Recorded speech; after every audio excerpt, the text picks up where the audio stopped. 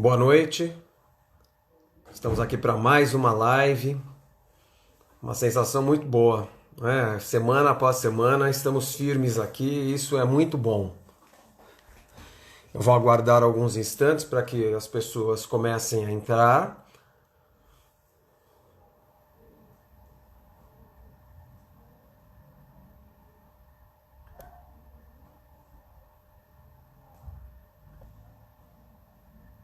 Já estou enviando uma solicitação para a nossa convidada. Olha, aí está ela. Olha, deu certo, Renata. Boa noite. Deu certo, boa noite. Boa noite para quem está entrando aí também. Estamos no comecinho aqui de mais uma. Eu vou até colocar o meu relógio para. Pronto, já comecei ativando porque é implacável o tempo aqui, Renata. Deu uma hora, ele derruba a transmissão e acabou. Então nós temos uma hora para bater papo. Durante esse período, algumas vezes eu vou te falar, Renata, olha, já foram tantos minutos ou faltam tantos minutos, não para te pressionar, mas só para a gente estar tá ligado nisso, porque a empolgação às vezes nos, né? Eu sei, eu sou assim e sei que você também se Eu sou. empolga nesse assunto principalmente, né? Bom, para quem já entrou, deixa eu contar. A Renata Schroeder, ela é psicóloga, a Renata é psicanalista, psico-oncologista, e está num processo de formação, é isso, Renata? Em Master em Enneagrama? Isso. Processo de formação em Master do Eneagrama, dos instintos e da personalidade. Perfeito. Pessoal, a Renata é uma profunda conhecedora aí do tema de hoje, que são as famílias disfuncionais. Vale dizer que inclusive, a primeira vez que eu vi sobre esse assunto foi com a Renata mesmo, num curso que a Renata, em parceria com o Reinaldo, que participou da primeira entrevista dessa série aqui. Eles têm um instituto chamado Câncer Sem Medo, vale a pena conhecer aí pelo Facebook, pelo Instagram, enfim. Né? Dá uma passeada por aí com um propósito bastante importante e eles vêm tratando de pessoas e de famílias com doenças crônicas, em especial aí o câncer, e dando treinamentos aí, formando pessoas que trabalham com isso. Então, tive o privilégio de ter aula com a Renata nesse processo de formação em oncologia. Né? Mas vamos lá, Renata. Eu queria já começar, já que eu falei que o tempo é curto, eu queria começar te perguntando o seguinte, Renata, as pessoas perguntam, né, o que é isso, uma família disfuncional? O que significa isso exatamente? Então, boa noite a todos. É um prazer estar com o Cássio. Admiro muito o trabalho do Cássio Muito como, obrigado. como terapeuta, né? Mas também o admiro como pessoa. Então, é um prazer estar aqui nessa parceria. A minha imagem, para mim, está travada, tá? Então, Não, tá tranquilo. se tiver desfocado, vocês vão me avisando, algum problema, vocês vão me avisando. Bom? Pode ir tranquila, porque tá normal. A gente não percebe nenhum tipo de travamento aí. Pode ir, o som também tá Só a legal. minha. Você está se mexendo aí, mas eu estou travada aqui. Tá. Mas vamos lá, né? No senso comum, a gente costuma dizer, nossa, a minha família é complicada. Ai, a minha família é maluca. Ai, a minha família é problemática. Ai, eu não consigo me dar bem com a minha família. A minha família tem questões, né? Mas esse termo disfuncional não é conhecido por nós, não é usado por nós no senso comum, no dia a dia, né? Não. Então, um dos objetivos aqui também é trazer esse termo para ficar mais claro e a gente ir explicando do que se trata, né? Mas o que é família? O que é uma família disfuncional? Então, é uma família que, a princípio, não cumpre a sua função. Que função é essa? O que a gente está falando? não cumpre a sua função como núcleo, como coletivo, como apoio, como um coletivo que tem espaços, ele funciona num coletivo, tem uma identidade coletiva, mas dentro desse coletivo há espaços para cada indivíduo, né? Então, uma família disfuncional não tem essa característica, não tem espaço para individualidade. A família disfuncional, ela tem. Depois a gente vai falar sobre os tipos de família disfuncional, eu vou dando exemplos para ficar mais fácil, né? Mas ela não cumpre o seu papel social, pode não cumprir o seu papel econômico, né? Financeiro, pode não cumprir o seu papel em relação ao papel do pai, ao papel da mãe, ao papel dos filhos. Tem filhos sendo pais de família, tem pai sendo filho do filho, sendo que esse filho às vezes tem 12 anos, 13 anos, né? Não estou falando de adultos, estou falando que é uma família que o núcleo já é disfuncional muitas vezes desde a sua criação, né? Daquele coletivo família. Então, existe uma mulher, existe um homem que se conhecem, se interessam um pelo outro, acabam se juntando, ou casando, ou morando junto, enfim. E, como dupla, já são uma família, né? Mas, ao ter filhos, já formam um coletivo. E vão viver Tá. nesse coletivo, né? E aí, esse coletivo é que, então, se constitui uma família e, muitas vezes, quando entra nessas questões que eu acabei de dizer, é um coletivo disfuncional, né? Quando eu for dando os exemplos de família, a gente for explorando aqui, vocês vão começar a perceber a disfuncionalidade, as questões, né, os problemas. Mas, a princípio, é uma família que tem uma resposta disfuncional, uma resposta doentia, uma resposta que não respeita a individualidade, a necessidade de cada membro, né? Família disfuncional é isso, né? Que nós chamamos no senso comum de vários nomes, mas para a psicologia essa é disfuncional, né? Que tem uma dinâmica que não roda bem, né? Como se fosse uma roda Entendi. quadrada, roda quadrada. Tá. É forte a expressão, é uma roda quadrada, quer dizer, ou coisa difícil de andar, hein? Agora, que características? Você deu uma pincelada, mas assim, quais características são mais comuns, são frequentes nesse tipo de relação aí, Renata? A família disfuncional, existem vários tipos de família disfuncional, né? Por que Tá. vários tipos? Porque essa disfuncionalidade tem várias origens, várias causas. Por exemplo, eu posso ter uma roda quadrada que eu passei num buraco, ela se danificou, ficou quadrada. Eu posso ter uma roda quadrada porque alguém foi lá e martelou, né? Então, as famílias também, na sua disfuncionalidade, têm origens diferentes. A disfunção podem ter vários motivos e aí várias características, né? Tá. Mas ela tem características em comum. Por exemplo, a família disfuncional, ela não se reconhece como disfuncional. Ela como coletivo. Ela acha, né, o coletivo acha que é assim. Que família é assim, que nós somos um pouco difíceis, temos questões. É isso que é a família, né? Nenhuma família é perfeita, e tá tudo bem, a gente vai rodando.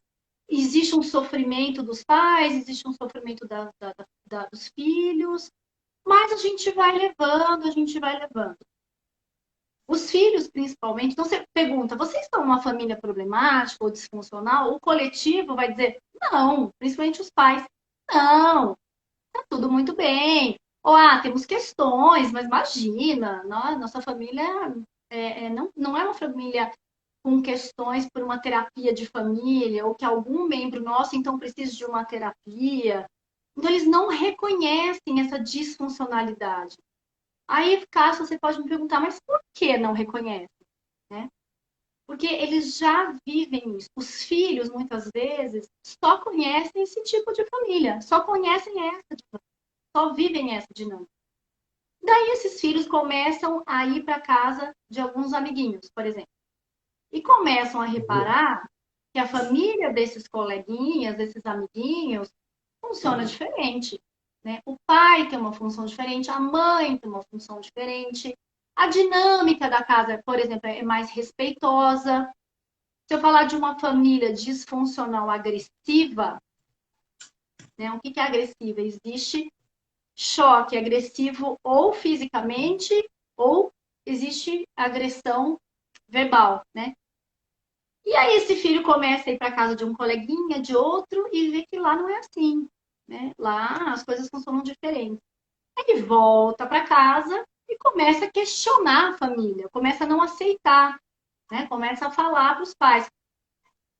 Em geral, essa família disfuncional vai minar esse sentimento, esse pensamento da criança de que aquela família é disfuncional. Por que os pais fazem isso? Porque são pais, se pai, né, ou mãe, criaram aquele coletivo, família, criaram esse coletivo disfuncional, são adultos que têm questões a serem trabalhadas. E se reconhecessem como adultos, né, com questões a serem trabalhadas, já estariam trabalhando essas questões. E aí também esse filho vira um espelho daquilo que não está indo legal, daquela roda quadrada, e começa a questionar. E aí esses pais começam a minar, porque dói nos pais esse espelho, né? Esse retorno é dolorido para os pais. Então eles começam a minar esses pensamentos da criança, a dizer que não, tá tudo bem, não é para se comparar, porque tá me comparando com o pai do fulano, de ciclano, né? Então, em geral, uma das características comuns é que elas não se reconhecem como disfuncionais. Portanto, não refletem sobre a sua dinâmica, sobre o seu coletivo. Né? E, portanto, em geral, alguém de fora, né, um adulto, tem que vir fazer um questionamento para esses pais, né? Quando os filhos são crianças, a gente tem casos de famílias disfuncionais com filhos adultos, né? Mas tem que vir alguém de fora, trazer essa ideia, levar essa família ou para uma terapia familiar, ou que os membros da família procurem individualmente uma ajuda terapêutica.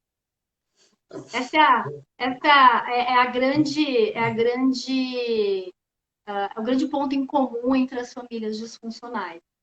E aí elas podem até excluir aquele membro que não está mais aceitando aquela disfuncionalidade, que quer trazer uma saúde para aquele relacionamento da família, eles acabam até excluindo aquele membro. Entendi. Agora, Renata, tem ou pode ter algum tipo de patologia envolvida nessa disfuncionalidade? É comum encontrar isso nessas famílias? E só uma coisa antes, tá? Às vezes eu falo assim, essas famílias, né? Como alguma coisa assim, eu ouvi dizer que há em algum lugar do outro lado do mundo tem uma família. Não, não. É muito mais frequente do que nós imaginamos, né? Porque assim, às vezes eu me pergunto quão funcional é a minha. Né? Às vezes, no meio da tormenta, eu falo, gente, não é possível, somos todos doidos aqui. Então, eu não sei quantas funcionais há por aí, disfuncionais aos montes, né? Mas vamos lá, essa coisa de patologias, há alguma patologia comum que haja ou não? Então vamos lá. Vou começar do fim, né? Da sua última observação. É. Olha, nenhum ser humano é perfeito. Ufa! O ser humano, né? Se nós estamos falando de famílias de seres humanos, né? Então, se nós seres humanos estamos formando essas famílias, claro que não serão famílias perfeitas. Aliás, toda família que quer ser perfeita tem uma neurose familiar aí, né? Então, na imperfeição, né? Ter pais imperfeitos é importante para a criança. Porque pais imperfeitos vão errar, vão frustrar aquela criança, mas numa medida não patológica, né? E vão fazer com que com que essa criança lide com algumas frustrações e vejam que os pais não são perfeitos, que os pais não são aqueles grandes outros, né? Então, conviver com pais imperfeitos é extremamente saudável para a criança. E ter esse momento de falar, nossa, vamos voltar para a casinha? Quer dizer, tem uma casinha para voltar, né? Às vezes a família se desorganiza. Tudo bem. Mas vamos lá. Então, sua primeira pergunta. A patologia? Ah, pode haver, na verdade. Né? Não posso. Nada é 100% concreto dentro da psicologia e da psicanálise. Tudo pode ser. Né? Então, há muita incidência de patologia ou pai ou mãe ou ambos, tá? Porque a gente já sabe, né, Cássio? Ainda mais você que dá curso sobre relacionamento amoroso, né, você sabe. E muitas vezes a minha loucura precisa casar com a loucura do outro, né? O meu desarranjo precisa de um outro desarranjo, né? Uma pessoa que é metade vai ter uma tendência a procurar uma outra pessoa metade, né? Então, muitas vezes eu vejo e encontro casais, né, que têm uma disfuncionalidade, às vezes da própria família, já vem de uma família disfuncional, e muitos podem sim ter uma patologia, tá? E trazer isso para a família. O que é patologia, né? Para quem não sabe, para quem não é da área, o que é patologia? Então, uma neurose, algo, comportamentos, pensamentos, posicionamentos que são invalidantes de um fluido natural, de uma normalidade, né, de uma cognição, de uma elaboração, uma negociação interpessoal. Né? Então, eu posso ter desde desse tipo, né, de comportamentos desses invalidantes até uma neurose, uma psicose, uma paranoia, né? Num desses membros, ou pai ou mãe. Então, pode sim haver uma patologia. Então, assim, Renata, o que é mais comum, se é que dá para falar dessa forma? Um conjunto disfuncional ou, assim, um membro que está, de alguma forma, desajustado e acaba provocando o problema no conjunto? O que é mais comum de se encontrar, Renata? O conjunto já doente ou um que desequilibra o resto? Está falando de pai e mãe doentes, ou pode até vir um filho e Um filho. desarranjar.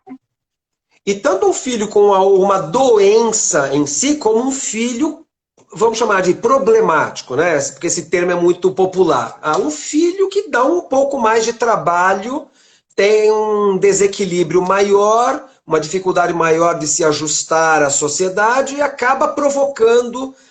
Ele até tinha pais mais equilibrados e acabaram ficando também desequilibrados. O que é mais comum de se achar?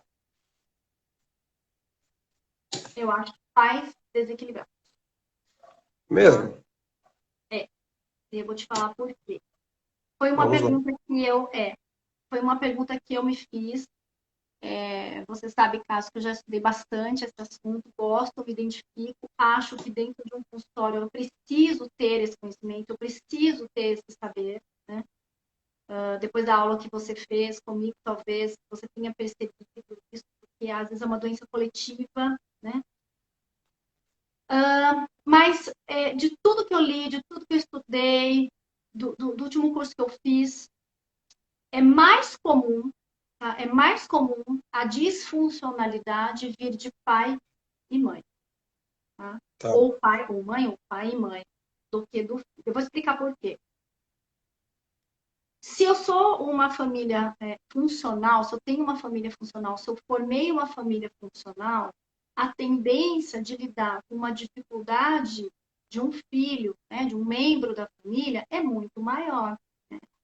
Se eu sou um indivíduo maduro, com capacidade elaborativa, eu vou ter mais facilidade, não é fácil, mas eu vou ter uma facilidade, uma capacidade maior de lidar, por exemplo, com um filho adicto. Né? Quem não sabe, adicto é usuário, né, de drogas ou do álcool. Então, eu vou ter uma capacidade, uma maturidade maior de lidar com aquela questão que está presente na minha família. Certo? E a gente até sabe, né, que a maioria, por que a gente estuda família disfuncional? Porque a maioria das neuroses, dos traumas, as questões, os dilemas na vida adulta vem de um núcleo familiar desajustado. Né? Então, inclusive, se eu tenho um filho que foi para um caminho, né, extremamente difícil, eu não vou colocar a culpa 100% dos pais. Aliás, culpa eu nem uso no consultório essa palavra, né? Estou usando aqui no senso comum. Mas é uma família que vai acolher essa questão de uma maneira mais madura e vai saber lidar com isso. Então, pode acontecer de um filho transformar aquela família, aquele coletivo em disfuncional? Pode acontecer sim, tá? Mas se eu tiver pais maduros, vai ser mais difícil. Entende a minha Entendi. colocação? Né? Sim. Renata, já agora tendo passado o primeiro terço desse nosso papo, né? Que caminho geralmente seguem essas famílias que se encontram nesse estado aí de, tá certa a palavra disfuncionalidade? Usa-se essa Disfuncionalidade. expressão? Que caminho normalmente seguem essas famílias, Renata? Eu pergunto Olha, porque eu tenho certeza que tem gente que está nos assistindo e assistirá posteriormente e que devem estar falando assim, nossa, é porque eles não conhecem a minha casa, né? Eles não sabem como é a minha família. Assim, que caminho seguem essas famílias para trazer talvez algum alento ou não às pessoas, né? não é toda família que tem problema, que tem questões a serem absorvidas, que vão ser famílias disfuncionais, tá? Então, acho que você falando, me veio também esse clique então, eu posso ter uma família funcional, não perfeita, funcional, né? Tá. E que vai enfrentar algumas questões, alguns problemas, e que juntos vão enfrentar isso, tá? Então, por favor, não confundam famílias que têm problemas a serem resolvidos. Por exemplo, eu tenho alguém com câncer na minha família, ou eu tenho questões financeiras a serem tratadas, né? Ou uma questão de um vício dentro da família. Isso é questão a ser tratada, não é uma família disfuncional por isso, tá? Mas vamos lá, que caminho essa família toma? Né? Não é um caminho muito bom. Não estou dizendo que ninguém está fadado ao insucesso ou à infelicidade eternamente, não é nada disso. Mas se a família, ou como coletivo, ou os membros individualmente, não procurarem olhar para si, reconhecer essa disfuncionalidade, procurarem uma ajuda, seja na terapia, seja né, buscando resiliência, buscando outros modelos, né, repensando a sua forma de agir, fazendo meditação, no esporte, no estudo, seja qual for o caminho, né, se os membros não tomarem outros caminhos funcionais e maduros, a família tende a continuar doente. E aí, o que vai acontecer com esses membros da família, no caso, os filhos, né, por exemplo? Eles vão ter características, dependendo do tipo da família disfuncional, porque existem mais de um tipo, existem vários tipos, esses membros, esses filhos, vão ter comportamentos, né, também disfuncionais e às vezes até patológicos.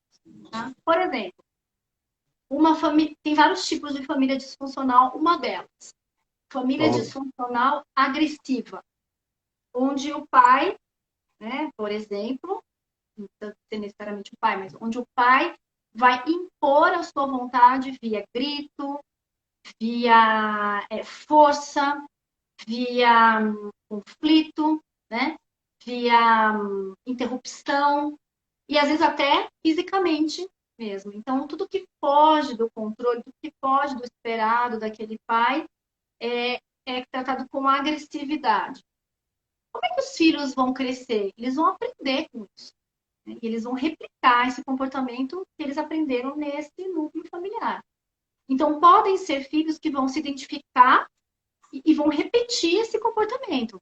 Então, também, no mundo de relação deles no trabalho, nos relacionamentos, no social, também podem ter a tendência, tudo na psicanálise pode, né? Pode ser, podem ter a tendência de se impor na força, no grito, no conflito, né? Aqui não penso assim, críticos demais. Eles aprenderam a se impor assim, aprenderam que fazer a vontade é assim.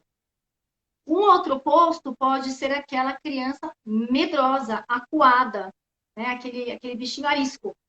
Porque Tá.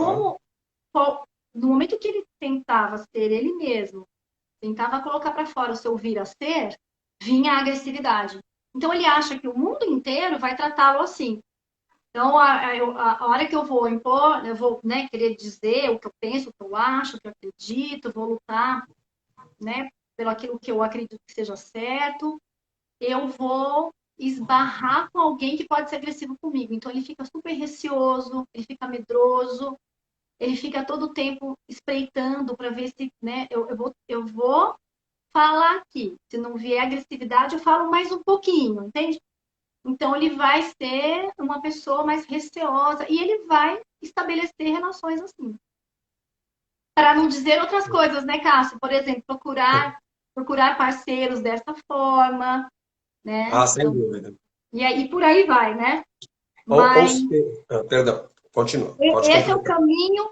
O caminho é a consequência da aprendizagem emocional que esses filhos vão ter, e é assim que eles vão, com base nessa consequência, é assim que eles vão se comunicar com o mundo. E vão continuar sofrendo. Né? Ou seja, Renata, quer dizer, uma coisa muito importante que você está, dentre todas, né, até agora, essa é uma coisa muito importante porque ela é preocupante. Então, assim, ó, essa coisa da disfuncionalidade, ela tende a se. Caso ela não encontre um equilíbrio, ela tende a se perpetuar. Ou seja, eu vou levar essa disfuncionalidade os meus filhos levarão para os seus relacionamentos e etc. Aí me lembra até um conceito importante nosso, que eu particularmente gosto muito, que é o da repetição. Então, assim, a tendência à repetição, né, que presente em todos nós, ela tende a extrapolar a barreira do meu núcleo familiar. Vai para os próximos aí. Os filhos levarão isso. Faz sentido esse raciocínio, Renata? Os filhos levarão, ou repetindo exatamente igual, ou dando respostas extremamente opostas. Tá? Mas quando eu dou uma resposta extrema oposta, eu estou fugindo de alguma coisa, eu estou com medo de algo. Então, também, dar uma resposta extremamente oposta. Tudo que é extremado não é bom, né? Tudo que é extremado não é saudável. Mas, de forma geral, mais consequências. Então, pode ser aquele indivíduo que pode, sim, desenvolver uma depressão, que pode estar muito longe da sua essência. Então, eu tenho que criar um personagem para viver nessa família, para ser aceito, né? Pode ser um filho que vai desenvolver um amor, achar que o mundo vai amá-lo condicionalmente. Né? Então, na família agressiva, que eu dei o exemplo. O pai é Tá. agressivo, né? Por exemplo. Então, se eu ando na linha, se eu dou a resposta que ele espera, se eu sou a pessoa que ele espera, se eu faço as escolhas que ele espera, né? Dentro da expectativa desse pai, eu não sou punido com agressividade. Então, eu aprendo a fazer isso. E aí eu vou me relacionar com as outras pessoas dessa forma também. Entendendo qual é a expectativa. Então, começo a namorar com o Cássio aqui. Eu entendo qual é a expectativa do Cássio e começo a agir de acordo com a expectativa do Cássio. Né? Só que eu estou longe de mim. Então, eu posso desenvolver depressão, vida cinza e por aí e por diante. E esse amor condicional. Eu vou criar uma condição para me sentir amado. Eu entendo. Quer dizer, na verdade, assim, Renata, por exemplo, a gente percebe muito. falando da área da psicanálise, a gente percebe muito, principalmente em mulheres, né, que acabam, e a gente, por exemplo, até há um grupo que lida com isso, que tem até uma unidade aí em Campinas, que você está em Campinas, né, que é o Mulheres que Amam Demais. E que quem se debruça sobre esse assunto, e fica até a sugestão de leitura, tem um livro chamado Mulheres que Amam Demais, tem um outro, eu li há pouco tempo, gostei demais, chamado, gostei com todo respeito, claro, é porque a literatura é muito importante ali, chamado Amores que Matam, e que mostram mulheres que acabam repetindo esses relacionamentos destrutivos um após o outro, sem um conhecimento de por que elas se envolvem dessa forma. Está dentro disso que você está falando, Renata? Está dentro disso quando eu vou procurar uma figura masculina, né, igual ao meu pai. Estou usando o exemplo do pai, eu dei o exemplo do pai agressivo, né, que é um dos exemplos, tá, pessoal? É só um exemplo. Um exemplo. Mas, apesar daquele pai, no caso, ser agressivo, ele é meu porto seguro, né? Ele me cuidou, ele me cuidou, ele entendeu? Eu posso, né, nessas mulheres que amam demais, eu posso procurar, estou dando um dos exemplos, que as mulheres que amam demais têm várias, né? Tem várias questões, várias escolhas. Sim. Mas essa mulher pode procurar uma repetição daquele grande outro, daquele pai que é o porto seguro dela. Só que aí uma série de questões que depois é com o Cássio, senão a gente foge aqui, né? Eu digo Perfeito. Cássio de relacionamento. Né?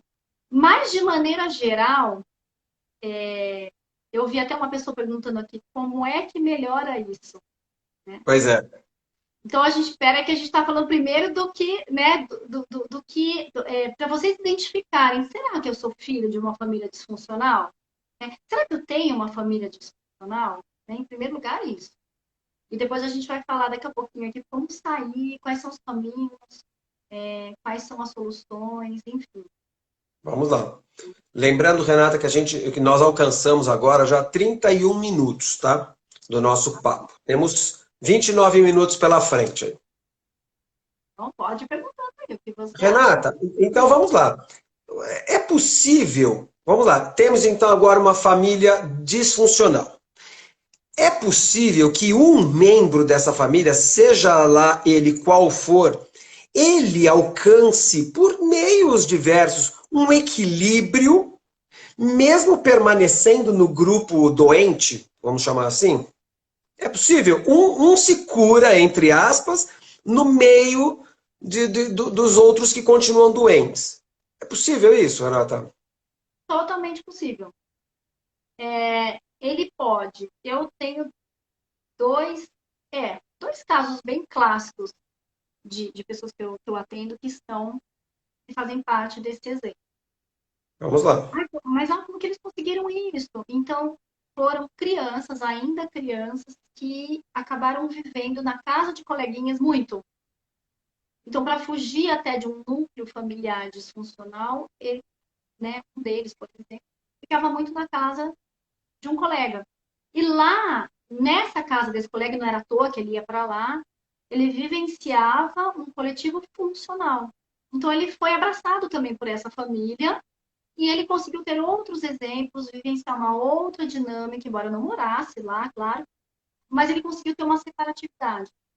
E ele foi se fortalecendo aos pouquinhos, aos trancos e barrancos, não é fácil, foi se fortalecendo e procurou muito cedo, assim que possível, um processo terapêutico.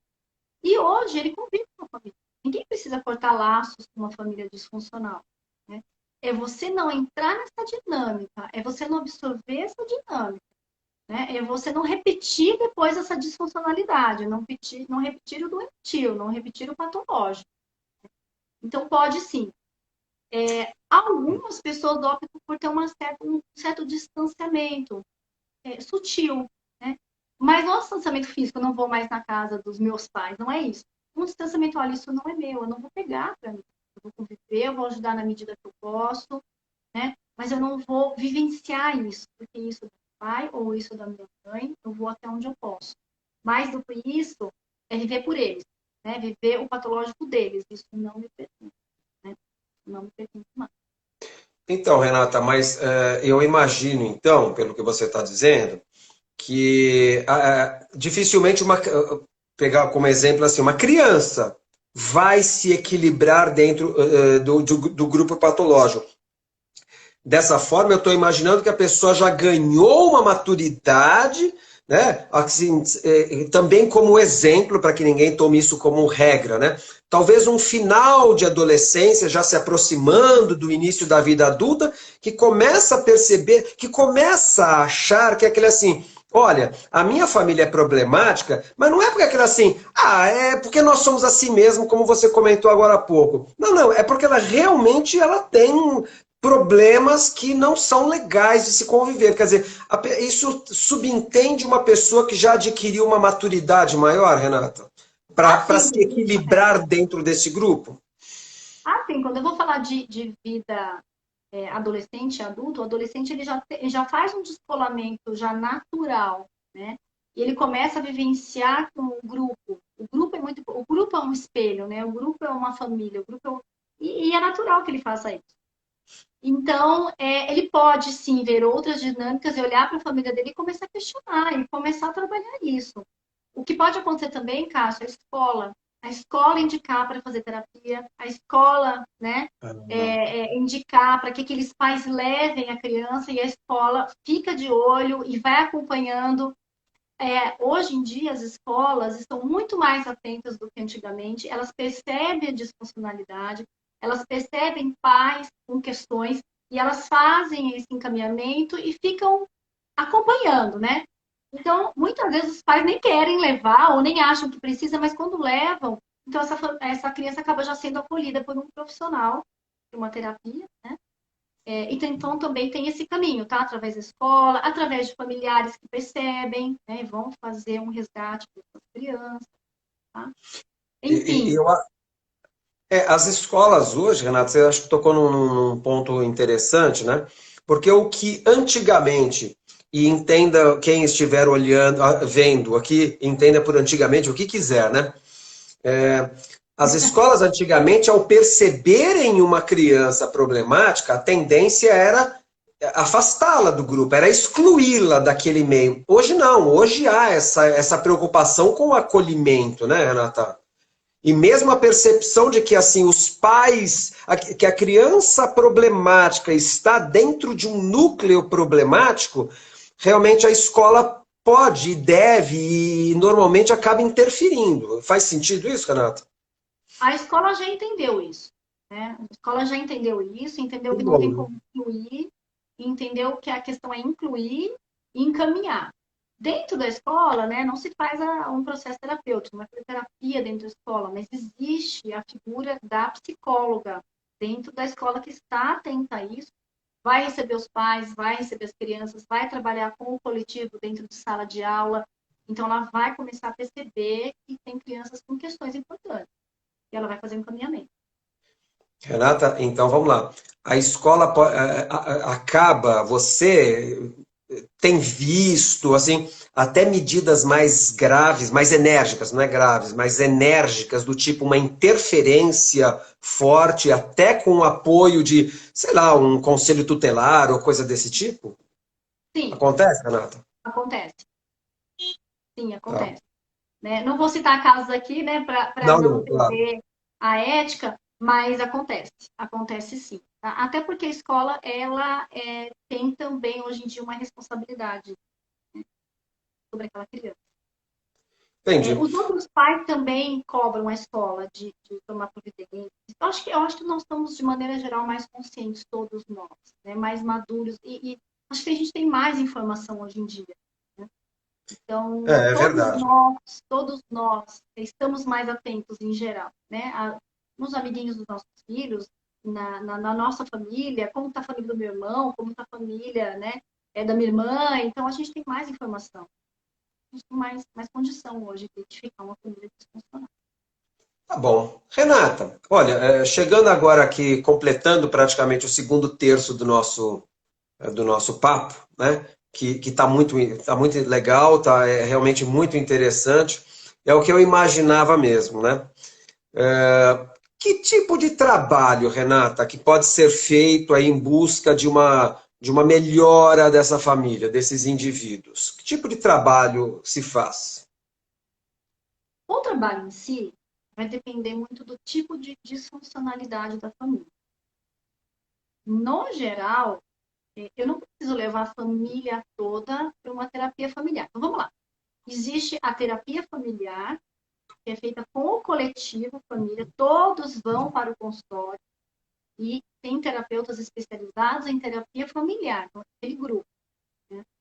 E tem, falando de terapia, que é o nosso métier aqui, né? Nossa formação, e existe também o caminho do indivíduo procurar uma ajuda terapêutica, ele fazer terapia. Então, ele não só reconhecer a disfuncionalidade e também se colocar de uma maneira mais madura frente a essa disfuncionalidade da família. Ele não precisa romper laços com ninguém, ele não precisa julgar ninguém. Ele vai se recolocar nessa família de uma maneira que seja saudável para ele. Vai compreender esses pais, vai compreender esse coletivo, vai compreender essa dinâmica, vai compreender as consequências de tudo que ele viveu, do coletivo que ele está vivendo, né? E vai fazer um trabalho. Deixa eu falar, eu acho que vale a pena a gente falar, antes de terminar nosso tempo, só para o pessoal saber, dos tipos de disfuncionalidades da família, né? Vamos Cada lá, Renata, tipo legal. vai ter um caminho diferente, né? Por exemplo, uma família pode ser disfuncional, é, por exemplo, num divórcio, então tem uma alienação parental, né? Isso já é uma disfuncionalidade. Nem todo divórcio é disfuncional, tá? Eu posso ter um conflito entre irmãos, um conflito entre né, maridos e mulheres que se casam com esses irmãos. Eu posso ter uma família adoecida, onde um membro, por exemplo, eu tenho uma família que um dos membros está com câncer. E isso vai, e o tratamento vai indo, entra um ano, entra dois, entra três, a família toda vai adoecendo em volta daquele membro. Eu Nossa. tenho uma família agressiva, eu tenho uma família controladora, eu tenho uma família perfeita, sabe aquela que parece comercial de margarina, não pode transparecer nenhum tipo de problema. A hora que fecha a porta de casa é o caos, mas para Uhum. fora, né? Eu tenho uma família, pode ser família distante, aquela família que emocionalmente é distante, é pobre, em termos de emoção, de cognição emotiva e tudo mais, né? De, de acolher tanto o feliz quanto o triste. E eu Tá. posso ter uma família desorganizada, né? Então não tem hora para comentar, para dormir. É aquele coleguinha da escola que chega lá sem agenda, sem o caderno, o sapato desamarrado, né? Não levou o material do dia, aquela família. Então tem vários tipos, né, de família. Então, primeiro eu preciso identificar qual que é a disfuncionalidade da família. E aí, ver quais são as consequências de cada disfuncionalidade e trabalhar com aquele paciente cada consequência.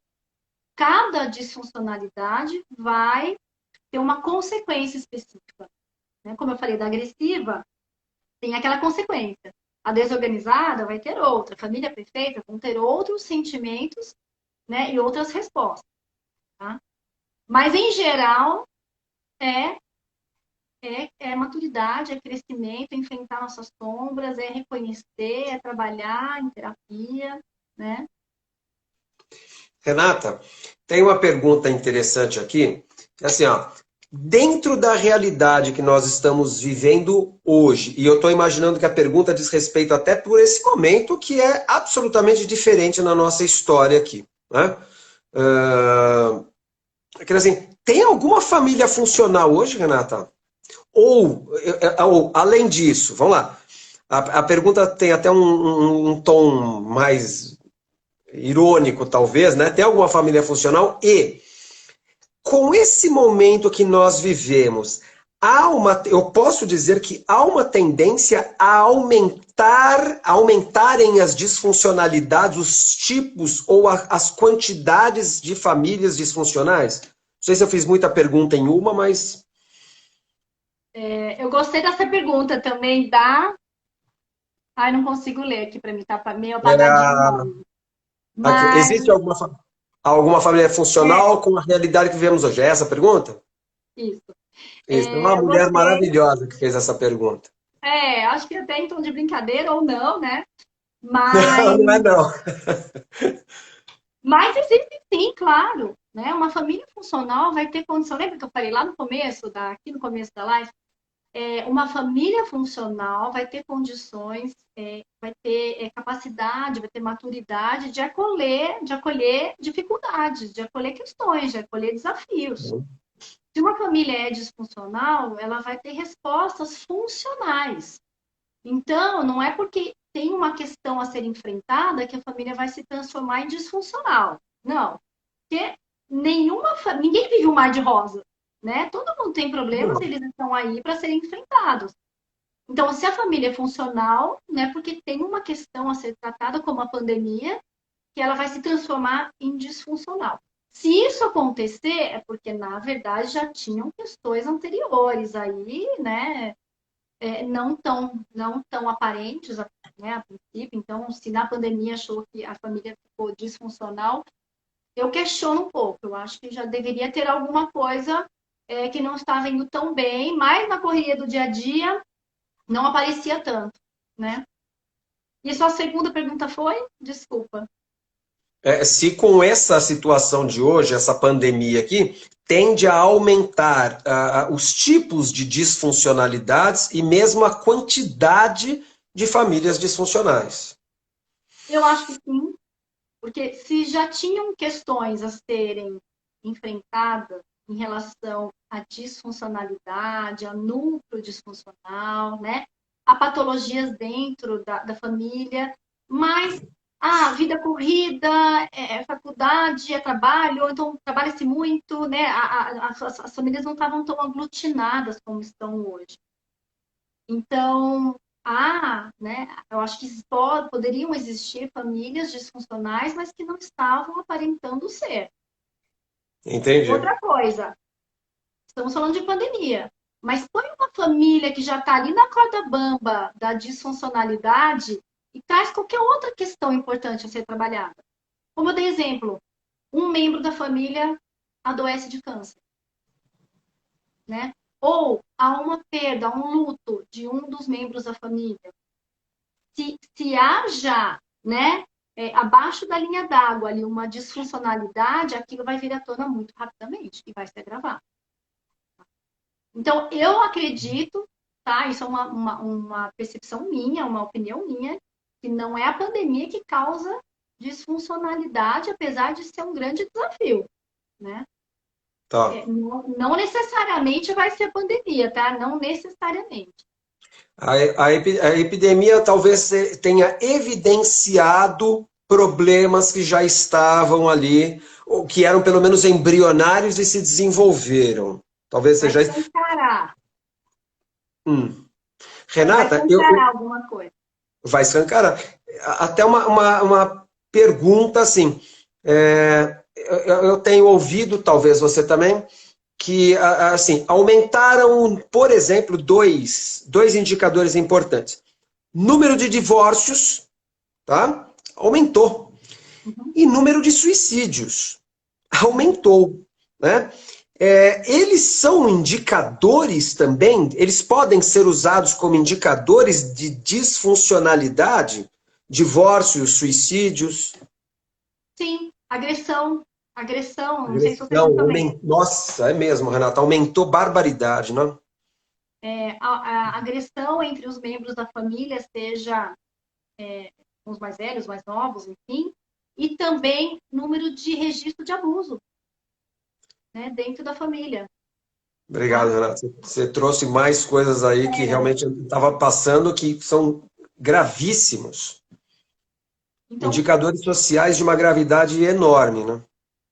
sim, eu não vou falar, né, que todo suicídio ou todo divórcio vai ser característico de uma família disfuncional, ou a família, né, as pessoas que se divorciaram, ou que, né, cometeram suicídio estavam numa família disfuncional. Não dá para a gente afirmar isso, né? Mas, como eu disse no começo, se há um núcleo funcional, sólido, maduro, que se ama, que se apoia, que se compreende, que se respeita, quando vem um problema, quando vem uma questão à toa, essa família vai ter uma capacidade maior de acolher esse problema, de trabalhar e de apoiar aquele membro com problemas, com questões, né? Então, não Perfeito. dá para afirmar mais aonde a fumaça há fogo, né? Então, dá para a gente Lamentavelmente. desconfiar. Não é necessariamente, mas é bem provável. Perfeito. Aproveita até faço a chamada aí para o pessoal. Daqui a 2 semanas, né? Semana que vem nós vamos conversar com uma pessoa da tua área, vamos dizer assim, né? Que trabalha com câncer, mas ela trabalha nos bastidores, vai falar sobre radioterapia, tá? É uma física. E na outra semana nós vamos trazer uma colega nossa, talvez você conheça, a Carla, que vai falar sobre suicídio. Ela vai fechar esse mês aqui, que é um mês marcado pelo, né, pelo tema suicídio, ela vai fechar o mês. Então já fica a chamada para as pessoas aí. Que pode ser considerado, pelo que você tem visto, o que pode ser considerado sucesso no tratamento de um indivíduo, do núcleo, ali, da família disfuncional? Sucesso, em termos individuais, é você não replicar aquela disfuncionalidade, né? Tá, Não só não replicar, mas como todas as consequências, eu dei exemplo de uma família e de uma consequência de um filho, né? De um tipo de filho de família disfuncional, da agressiva, né? Então, né, se curar, né, dessas questões, transpassar essas questões, então não viver essas consequências, não sofrer por essas consequências, que essas consequências não reflitam nas suas escolhas, na sua capacidade de felicidade, de autonomia, de escolha. Eu acho que isso é sucesso. Eu transpor essa questão, eu transpor essa barreira. Como coletivo, existe sim, e muito, a capacidade e a possibilidade dessa família se ver disfuncional, se reconhecer como disfuncional, com uma ajuda externa, sempre, claro. Lembra que ela sozinha não consegue se olhar de fora, ela não tem essa capacidade de se olhar de fora, então precisa de uma ajuda externa, e se reorganizar, né? Você sabe que eu recebo algumas famílias aqui e que é sim possível e eu acho que esse é o sucesso, tá? Ou individual ou como coletivo, não replicar e parar a roda, né? Rodar diferente. eu entendi. Né? Teve um outro, eu imagino que tenha colocado aqui como um dos indicadores também, que foi colocado por uma médica aqui, que bateu um papo muito legal conosco, que é a doutora Lívia. Ela colocou etilismo entre jovens aí, né? Jovens e adolescentes. Eu acho que não só, acho que o etilismo aí ele aumentou, não só entre os jovens e adolescentes, mas vai pelas idades afora aí essa questão, né? Renata, que mensagem eu queria que você fizesse agora, faltando 8 minutos. Nós temos 7 minutos e meio, mais ou menos, aqui. Queria que você passasse uma mensagem final para nós. Olha só, que desafio para você em tão pouco tempo. Uma mensagem para todo mundo que está olhando e que olhará depois esse vídeo, que ficará gravado aqui no IGTV e depois no canal do YouTube, no Cássio Neto, o psicanalista. Uma mensagem para as pessoas de uma forma geral, mas talvez direcionada até os cabeças da família aqui, pais e mães aí e tal. E um pouquinho do teu trabalho também, onde é que você pode ser encontrada, como é que você pode ser útil às pessoas nesse momento. Vamos lá. Eu acho que a principal mensagem é: ninguém está fadado a nada. Nós temos vivências, e essas vivências podem ser ressignificadas, essas vivências podem ser revistas. Não é porque eu vim de um núcleo disfuncional que eu vou estar fadado a isso, né? E até às vezes tem gente que usa, né? Isso para não. Então, minha família é muito complicada, minha família me causou, né?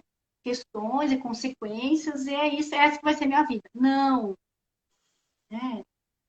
Ninguém está fadado a um destino. Nós podemos nos reinventar, nos olhar para nós, transpor nossas dificuldades, né?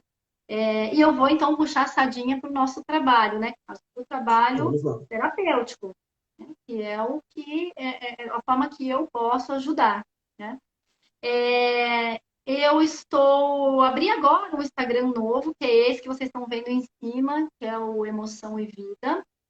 Então, vou começar a movimentar esse Instagram agora, para não ficar com o meu pessoal, estava meio misturado. Então, eu vou usar só esse. Então, eu posso ser encontrada neste Emoção e Vida, que a partir de segunda-feira eu vou começar a postar, então, o meu trabalho neste Instagram.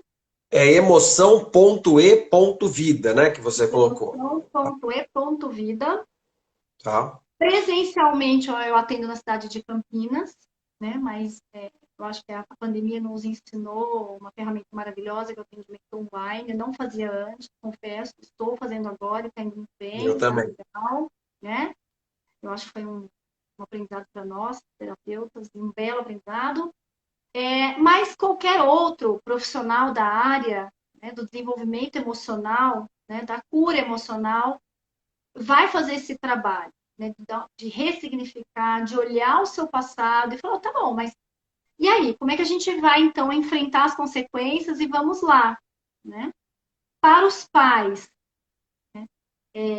se há perceber, a gente não usa muito essa palavra no português, né? Que é perceber a si mesmo, se há perceber. Então, perceber a si Ah, mesmo, percebi. se há perceber. Eu tenho uma amiga que é terapeuta em Portugal, eles usam muito lá. Tá. Então, se há perceber, perceber o seu núcleo, né? Perceber a sua família, ter a humildade de reconhecer que eu tenho questões a serem trabalhadas e tudo bem, todo mundo tem, eu vou buscar uma ajuda até para que eu possa trazer uma saúde emocional para aquele coletivo. Entendi. Ou seja, precisa um certo desprendimento. Renata, eu até aproveito esse gancho assim, aqueles preconceitos antigos de que assim, não, minha família, eu não vou mandar filho para psicólogo, para psicanalista, coisa nenhuma, que eu não, ninguém aqui em casa é louco, a gente não precisa disso. E até aquela imagem de que assim, não, minha família é toda atrapalhada mesmo, mas na hora que dá um problema, nossa, ninguém mede esforços uns para ajudar os outros. E acaba trazendo isso como assim um conforto de que assim, é ruim mesmo, mas se tiver um problema, todo mundo se ajuda. Comenta um pouco sobre isso, Renata, o tal do preconceito, se ele ainda existe muito, né? E essa questão aí do minha família é ruim mesmo, mas quando precisa todo mundo se ajuda. Ajuda, para ver a que preço, a que custa e como se ajuda, né? Vamos olhar um pouco mais, vamos com calma, né? Mas vamos lá. Eu acho que esse preconceito era muito maior antigamente. Hoje, eu acho que as pessoas têm procurado, inclusive a terapia, tenho visto pessoas interessadas num processo terapêutico até para autoconhecimento. Né? Não tenho questões, Assim. não tenho traumas, mas eu quero ser ainda melhor, eu quero entender melhor, né, os meus caminhos, eu quero gerir melhor a minha empresa, e para isso eu tenho que rever alguns comportamentos meus. Então, eu acho que existia mais preconceito do que era terapia, porque é bem a palavra, preconceito, tinha um conceito anterior do que sem nem fazer, né?